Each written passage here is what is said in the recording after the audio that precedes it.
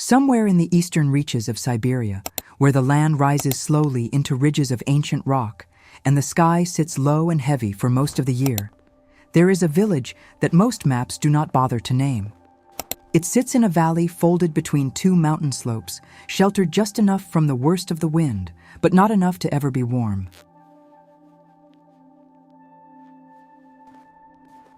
The houses here are low and wooden, their walls thick with age and insulation, their roofs weighted with the memory of 100 heavy winters. The ground, even now in the early weeks of what the calendar calls spring, holds frost a few inches below the surface. The soil does not yet trust the season. A family lives in one of these houses. A man, a woman, and 2 children who move through the cold with the easy familiarity of those who have never known anything else. The man's name does not matter to the story. What matters is the way his hands work. Wide, deliberate, never rushed. The woman wakes before the light arrives. She does this every morning.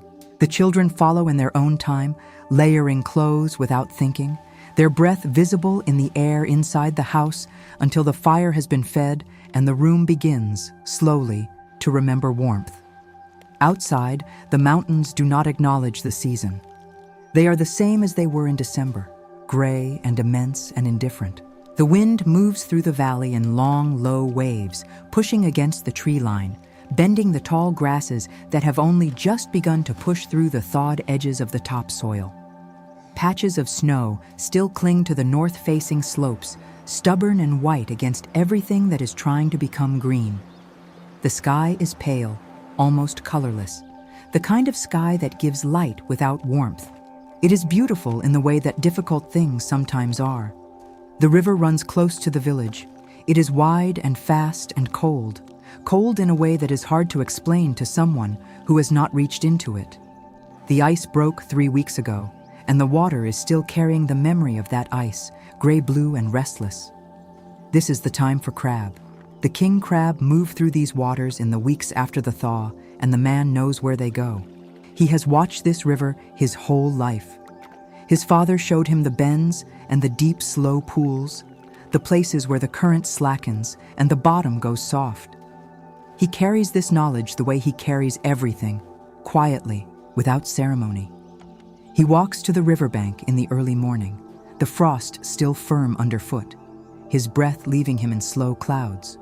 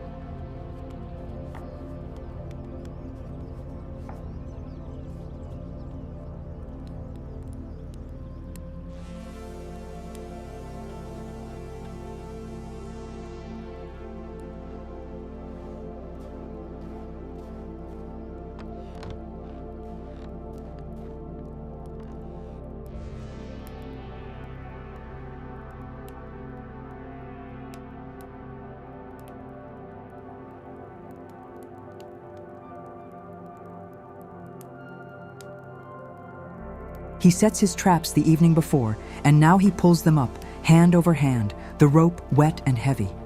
The traps break the surface one at a time, and inside them, the crabs, enormous, armored, alive, shift and grip the wire with their legs.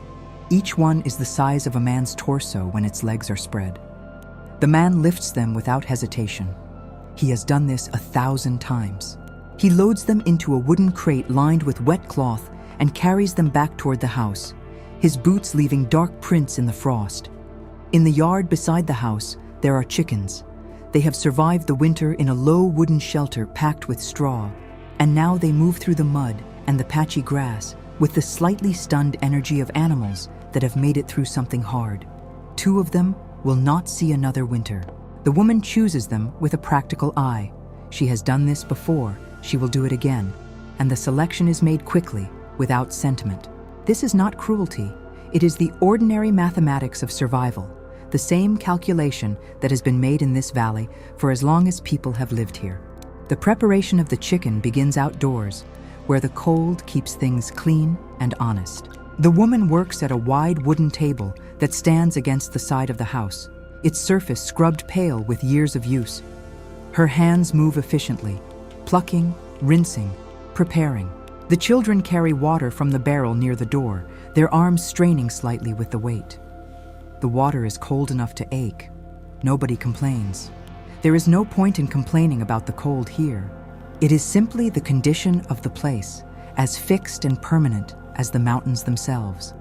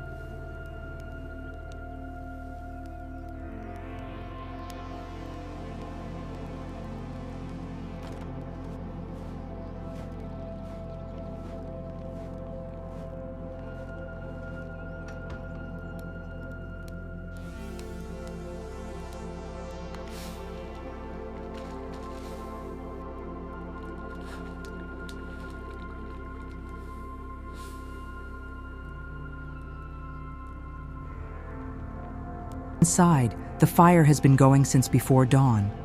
It burns in a wide stone hearth that takes up most of one wall of the main room, the room where the family eats and sits and does the quiet work of the evening.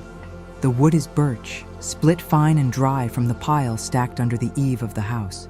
It burns hot and clean, and the sound of it is constant. A low, steady crackling that fills the room the way music fills a room, without demanding attention, but always present. The cast iron pot hanging above it holds water that has long since passed the point of boiling. Steam rises from it in thick, slow columns and disappears into the air. The crab goes into the pot whole, the shell turning from its living gray-green to the deep, vivid red that means it is ready.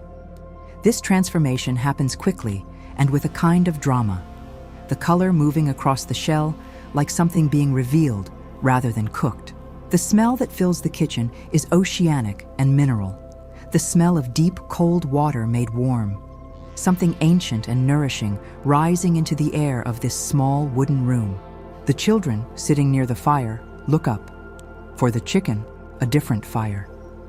In the yard, the man builds a low fire of hardwood and lets it burn down to coals, gray on the outside, orange and alive within. He rigs a simple spit from iron rods driven into the ground on either side, and the chickens go on it slowly, the fat beginning to weep from the skin within minutes and fall into the coals with a sound like a small, persistent rain. The cold air catches the steam and smoke and pulls it sideways, thinning it into nothing. But the smell stays. It wraps around the yard and drifts toward the tree line. This is the smell of spring in this valley. Not flowers. The flowers are still weeks away. Not grass or rain or open earth. It is smoke and fat and roasting skin, the smell of the long winter being answered, of a family feeding itself with what the river and the yard have given. Back inside, the woman prepares what grows and stores. Onions, small and firm and sharp, are quartered and added to a broth that has been simmering since morning, the liquid deepening in color as the day goes on. There is bread, made from flour kept in a sack in the cool corner of the kitchen. She has mixed and rested the dough through the night, and now it has been shaped into 2 round loaves and set near the hearth to prove in the warmth.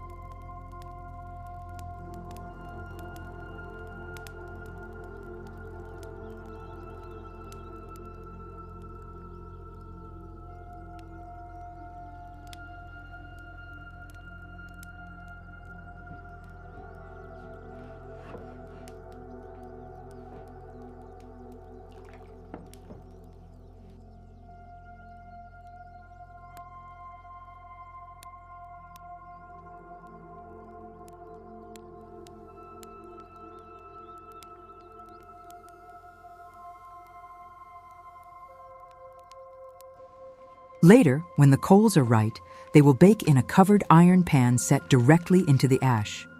The crust will be thick and dark, and the crumb inside will be soft and steaming and slightly sour, and a piece of it torn from the loaf will be the best thing any of them have eaten all day. Milk sits in a clay jug near the window. It is cold, nearly as cold as the air outside. The children drink it with the morning bread, their small hands wrapped around the cups, their faces serious with the work of eating. There is no ceremony to the meal, but there is attention. Food in this place has never been taken lightly. When the crab is done, the man lifts it from the pot with a cloth-wrapped hand and sets it on the wooden board. He cracks it open with a heavy knife. One firm strike, then the shell yields, and inside, the white flesh is dense and sweet-smelling, steaming in the cold air of the kitchen. The steam rises from it in quick, thin threads that catch the firelight and are gone. He portions it with the same deliberate hands, placing pieces on the board for the woman and the children. They sit together around the low table. The fire pops. The wind moves against the shuttered window.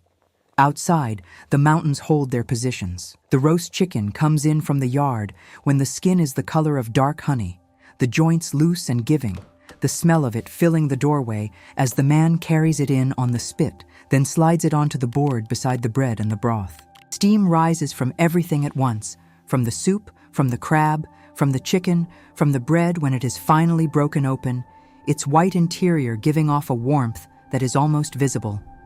The table is small, but it is full. Hands reach. Food is passed without words. The children eat with the focused energy of people who have been cold and are now getting warm. This is how it has always been in this valley. Not abundance in the way the word is usually meant, not excess, not plenty beyond need, but the quiet sufficiency of a family that knows exactly what it requires and has learned, over generations, how to find it. The river gives, the yard gives. The fire transforms what they carry inside from the cold into something that sustains them. Spring in Siberia is not soft.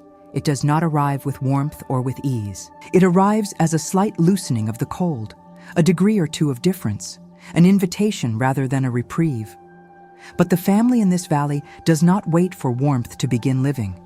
They live in the cold, alongside it, with the same patient competence they bring to everything. The food on their table tonight came from the frozen river and the muddy yard and the dry woodpile and the flour sack in the corner. And it is enough. It is more than enough. It is, in the fullest sense, a feast, not because it is extraordinary, but because it exists at all, here, in this valley, in this cold, prepared by these hands, shared without ceremony between these four people who belong entirely to this place, and who would not, if asked, choose to be anywhere else. The fire burns lower. The children sleep. Outside, the mountains are still there, gray and vast and unmoved. In the morning, the frost will be back on the ground. The man will go to the river again.